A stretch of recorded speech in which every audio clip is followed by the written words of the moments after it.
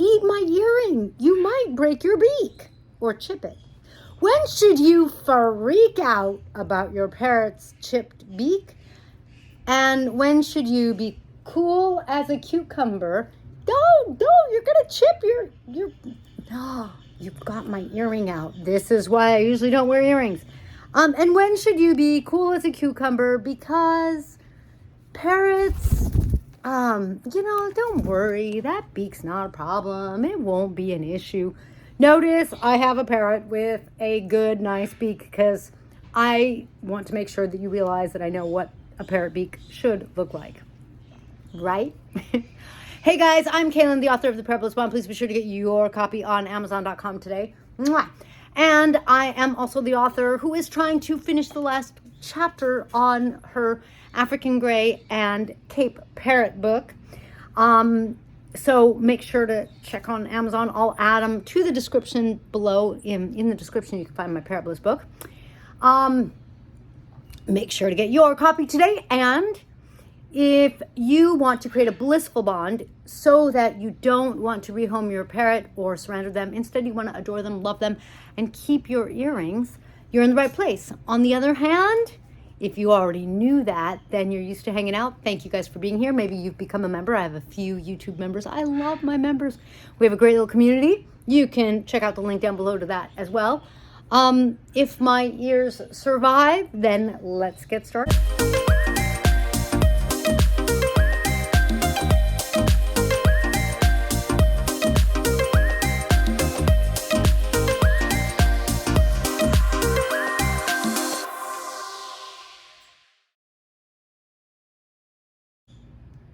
Okay, so this is Aegean. Aegean is my dusky-headed conure. I do not understand why there aren't more of these out there.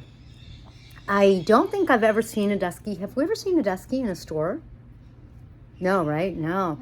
You can find them out there. They're hard to find. She was on my bucket list for years, and so I was really thrilled to get her. All right, but fortunately, Aegean being a dusky, she's kind of more chill and mellow. Can you tell? She's only, are you even 3 months yet? I don't think you're even 3 months old yet. I'm absolutely in love with her, as I am with all of my other parrots who abandoned me. But you know what I love about her is she is pretty quiet, but she's cuddly. Sometimes she just like sits on her back and cuddles with me. But she could be a candidate for a parrot that is going to chip her beak, because look at her going after my earring. Let's take this out and see if that helps. It may or it may not. Look, there's nothing to bite. See, you could stop. You could stop.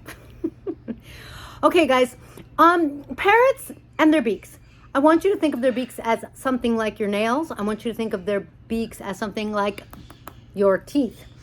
And the reason I want you to think of that is because while I don't know where this biting beak turns into the pink of your nail, the white of your nail, or like the bottom of your teeth, if they chip their beak a little, like on their lower mandible, a little on their upper mandible, it's probably no big deal. It does grow back. There are some species where you need to file their beaks down if they grow long. My Cape parrots, for example, they've got long, big beaks. So sometimes we do file them down a little when we feel like they're getting like too long. And when the male is starting to take a nut, instead of like going just forward and taking the nut, he has to kind of go sideways because his mandible's in the way. Like, okay, that's a little too long. But they grow just like your nails, not like your teeth. Well, initially your teeth grew, but they grow like your nails. So if you have a little chip, don't sweat it. Now, the problem is if it gets to be a bigger chip, don't eat my ring. Mwah. And it goes up higher. Now we're getting into some trouble. A parrot with a serious beak injury could lose their life because they could lose their ability to eat. What's serious? Where does it, where should we start to like call the Parrot 911? There's no such thing. But you would be running to the vet. I'm trying to see if I could show you on a Gian where the beak gets closer to the head. Certainly, I mean, if it came off up there, oh gosh, I don't that won't grow back.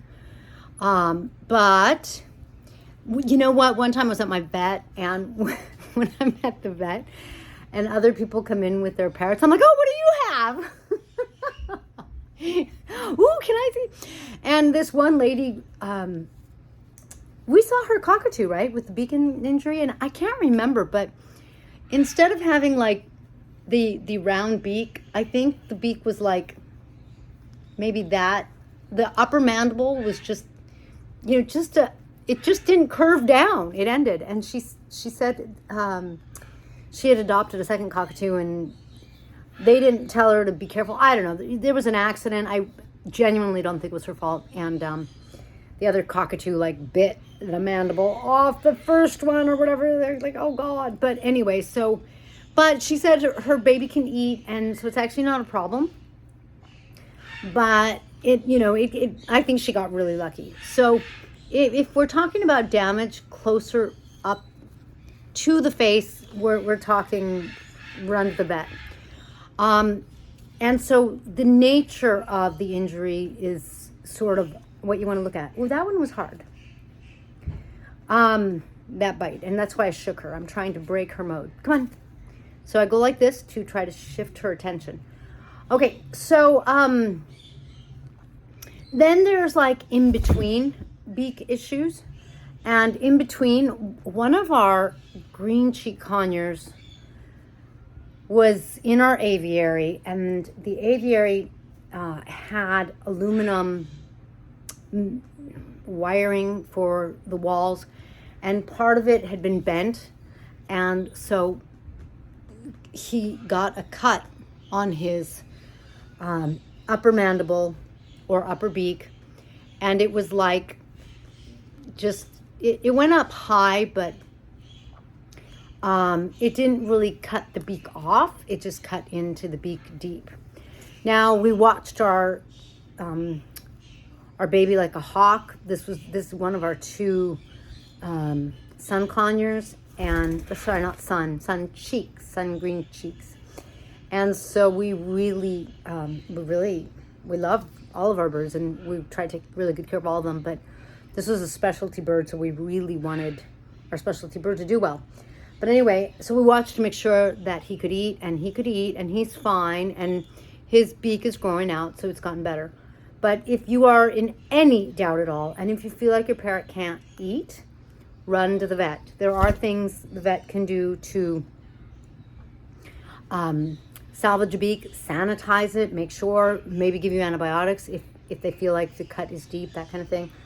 And that might be hard for you to assess because, I don't understand where it's white, so to speak, and where it's pink, like my nail. Like in the pink, if your nail broke beyond the pink, you may have to put on an antibiotic, a topical antibiotic. You may want to put a Band-Aid on. It's like that. Like, where do they start to need assistance and where do they not? And I don't, honestly, I'm really happy to tell you that I don't really know how to tell you. I think it depends on the depth of the injury into the beak, and I think it depends on how high up the beak it goes. Like where she's biting isn't such a big problem, but if it goes up further into more of the beak like that, that's when you are gonna need to panic a little. Panic as you rush to the vet, or if it's just a little chip. The little chips are like no big deal. It's like your nails, they get a little broken. It's not a big deal. In your home in your cage and all that, they shouldn't be getting too chipped, but it happens. So if it's just a little thing like along the line and the line's a little crooked, don't sweat it. If it's more, if it seems deep, if there's blood, start sweating. All right, thank you for joining me in this beaky video.